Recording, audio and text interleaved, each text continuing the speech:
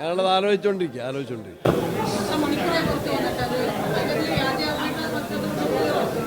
അതേ പരിപാടികളിലായിരുന്നു. ഞാൻ നേരത്തെ ആ പ്രോഗ്രാം നടക്കുമ്പോൾ ഞാനൊരു മീറ്റിങ്ങിലായിരുന്നു.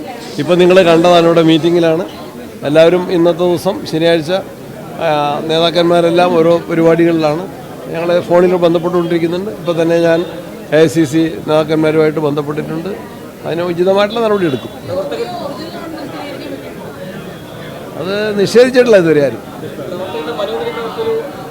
എന്തോ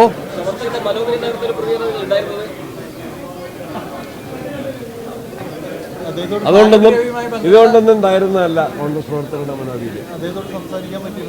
സംസാരിച്ചു. വിശദീകരണം അങ്ങനെ ചോദിച്ചിട്ടില്ല. വിഷയം പരിഗണനയിലുണ്ട്.